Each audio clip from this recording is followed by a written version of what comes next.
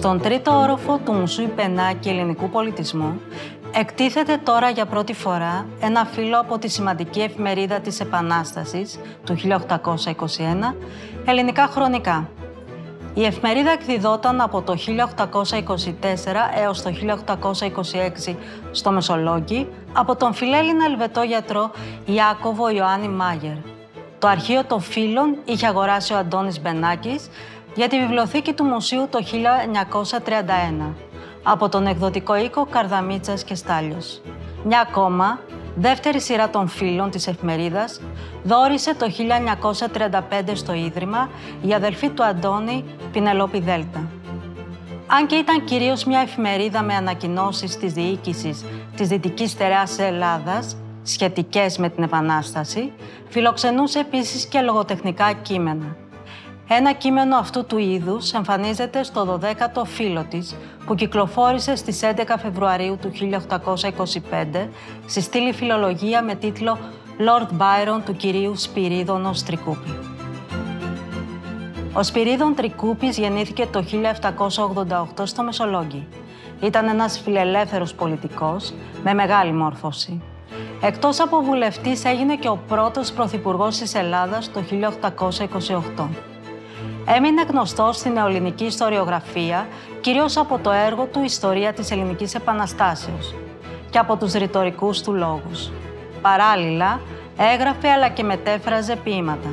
Το τετράδιο με τα ποίηματα έμεινε στη βιβλιοθήκη της κόρης του Σοφίας μέχρι το θάνατό της. Έφερε τον τίτλο «Σπυρίδωνος Τρικούπη Ποιημάτια». Για το τετράδιο με τα ποίηματα γράφει στην εφημερίδα Εμπρός τον Απρίλιο του 1920 ο Κωστής Παλαμάς. Του το έδωσε ο ανιψιός του Σπυρίδωνος, Κωνσταντίνος Τρικούπης, γιος του αδελφού του Θεμιστοκλή, μετά το θάνατο της Σοφίας. Μία από αυτές τις μεταφράσεις του Τρικούπη ήταν και το τελευταίο ποίημα του Μπάιρον.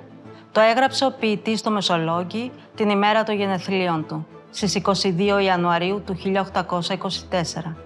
Έκλεινε τα 36 του χρόνια. Τον Απρίλιο του ίδιου χρόνου, ο ποιητής πέθανε και το ποίημα άρχισε να δημοσιεύεται λίγους μήνες μετά. Στίχοι του εμφανίζονται τον Ιούλιο της ίδιας χρονιάς στη τριμηνιαία βρετανική έκδοση Westminster Review σε άρθρο με τίτλο «Lord Byron in Greece».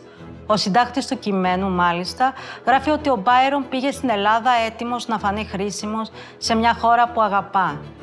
Ολόκληρο το ποίημα δημοσιεύεται τον Οκτώβριο του 1824 στη βρετανική εφημερίδα Morning Chronicle και το 1825 στο βιβλίο The Last Days of Lord Byron του στενού φίλου και συναγωνιστή του Byron, William Perry.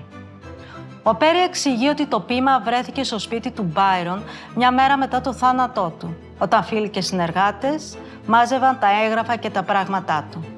Ο Τρικούπης κράτησε ένα αντίγραφο του ποίηματος και ένα χρόνο μετά, το 1825, το μετέφρασε και το δημοσίευσε στα ελληνικά χρονικά. Αυτοί οι στίχοι εγγράφησαν από τον ίδιον εις Μισολόγγι. Τους εμετάφρασα και τους κοινολογώ στην Ελλάδα. Μου εφάνει ότι διάβαζα τη διαθήκη της καρδιάς του, γράφει ο Τρικούπης στην εισαγωγή του, και αρχίζει να μεταφράζει. Η καρδιά μου καιρός είναι ανερώτευτη να ζει, αφού έπαυσε να ναύτη σ' άλλες φλόγα ερωτική. Πλην κι αν έπαυσε να ναύτη σ' άλλες φλόγα ερωτική, η καρδιά μου πάντα θέλει με τον έρωτα να ζει. Αν και αυτοί οι πρώτοι στίχοι μιλούν για τον έρωτα, αυτό δεν είναι ένα από τα ερωτικά ποίηματα του Μπάιρον. Ψυχή, ξύπνησε ψυχή μου. Την Ελλάδα δεν ξυπνώ. Έξυπνη είναι να η Ελλάς μου. Ψυχή, ξύπνα από το βυθό. Το ποίημα γράφτηκε για να εμψυχώσει τους Έλληνες, για να ξεσηκώσει τους φιλέλληνες. Γράφτηκε για την Επανάσταση, για την Ελλάδα. Και το ξέρει ο Τρικούπης, γι' αυτό το μεταφράζει και το δημοσιεύει τον Φεβρουάριο του 1825, 2 μήνες πριν από τη δεύτερη πολιορκία του Μεσολογγίου και 1 χρόνο πριν από την ηρωική έξοδο του 1826. Αν τη νιώτης σου λυπάσαι, γιατί θέλεις πιο να ζεις. Της τιμής, εδώ είναι ο τάφος. Τρέξε αυτού να σκοτωθείς.